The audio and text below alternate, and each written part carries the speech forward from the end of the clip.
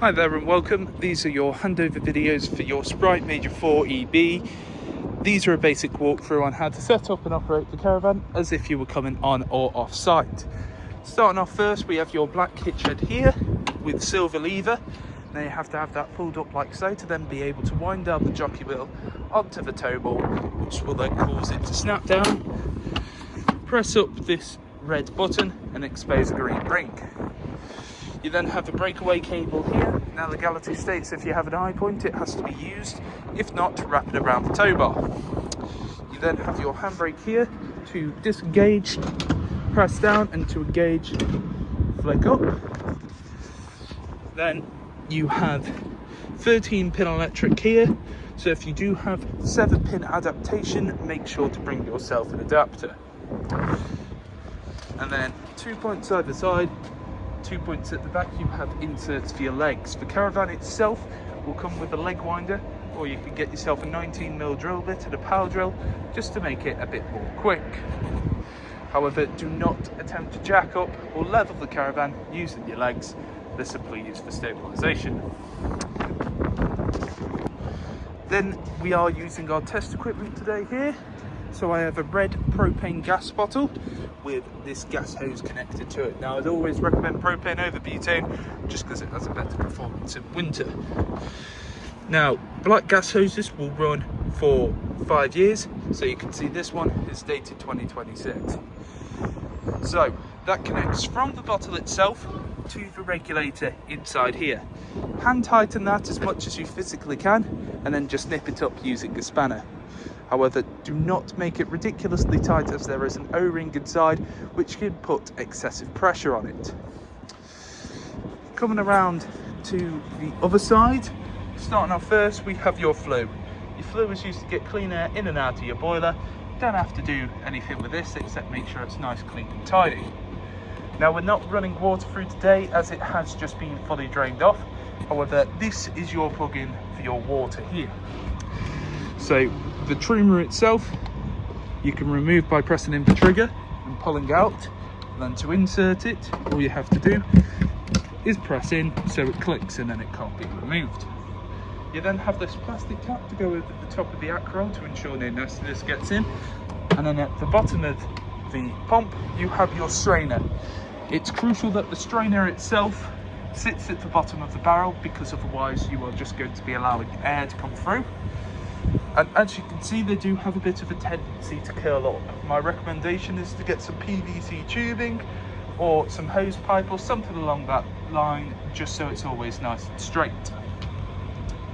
Next to it, we have your battery locker. So this example here does have a lead battery fitted, and the two terminals at the top can be taken off with either a 12 or 13mm spanner. Next to that, we have your plug-in for your mains, and then you have a little cutout to be able to feed through the actual mains lead. Motor mover will be gone over on collection.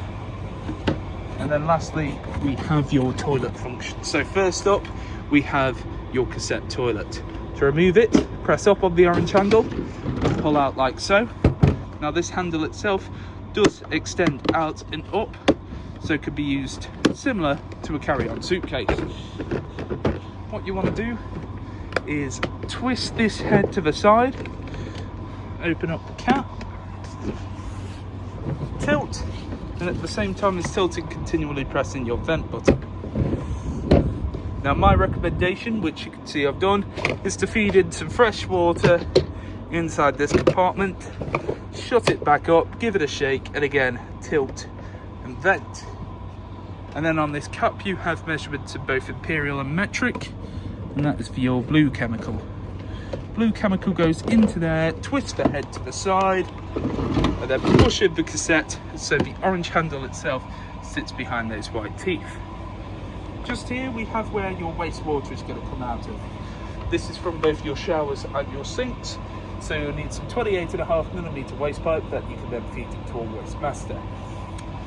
Then we have the actual flush tank itself.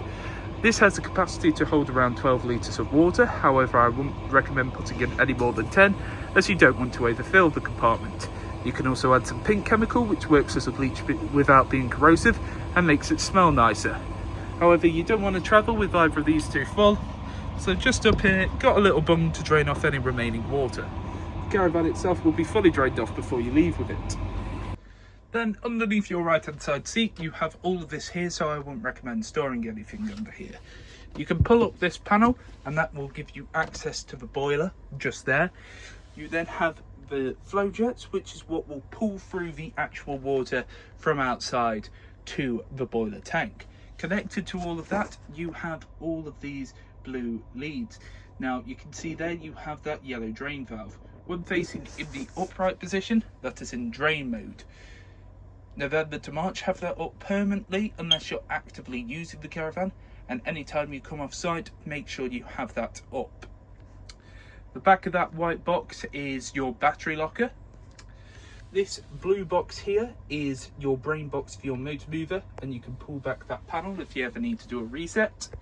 You have your battery chargers situated on the side here, and then you have your trips and your fuses up here. Now I'd always recommend carrying some extra fuses across the caravan. And then you can see heating and hot water and charger are both illuminated, showing they're both working. You then have a reverse polarity setting if you ever go abroad, and a complete system shutdown button. Now if you ever need any more information on your trips and fuses, you can pull down this panel and get a bit more. Then just here we have your main control panel. So you turn on using this button here, and as you can see, mains is coming into the caravan. If I was plugged into the car, it would show a green light from there to there. I can view either the levels of the vehicle battery or the leisure battery by pressing in this button or pressing in the individual buttons themselves. It says 14 volts are coming in right now. As we're plugged into mains, that is not an accurate representation of a leisure battery charge. Take out the leisure battery and you can see the amount of charge in there. You then have internal lights just here, and then you just have to use your respective switches. You have awning light, press that in, green button comes on. Check the outside and you can see that's on. And then you have your pump button here. Now what you would have is you'd press in that pump button, you'd have your drain valve down and in the correct position, and an Acrol full of water outside with the pump plugged in.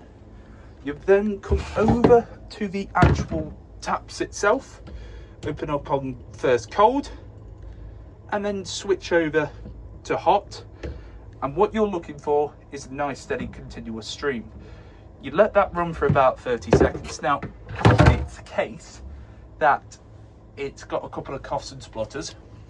First, just let it work its way through, just because it may be a case that it's overly pressurized the system, especially if you've not used it in a fair bit of time. If the issue persists, go outside, check that the actual pump itself is straight and that your drain valves are in the correct position. So, super simple, awning, pump, on, levels, lights. Then next to it, we have your Truma control panel.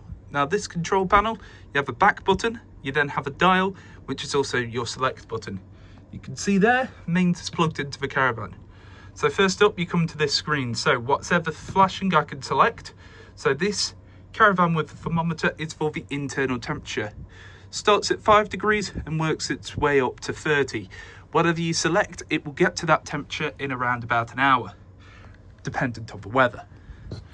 As you can see, when I'm choosing to select, there's a flame that comes up, and that is now on the top. You can then see what the previous settings have been. Next to that, you have the thermometer in the water. This is for the water temperature. So Eco will get the water to about 40 to 50 degrees.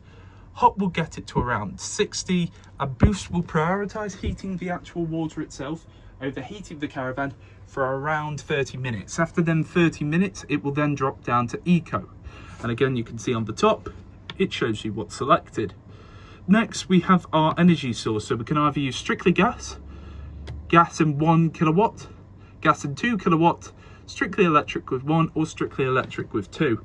So you've got the choice of gas mains or both. Then you have your fan setting. So it's either Eco, High or Boost. Eco is nice and steady, High is a bit more vigorous, Boost is on the higher setting for half an hour again, prioritizing heating the van itself over heating the water. However, if I don't have the heating on at all, let's say it's for once a nice sunny day in Britain, we switch over back to this. Let's not have the heating on.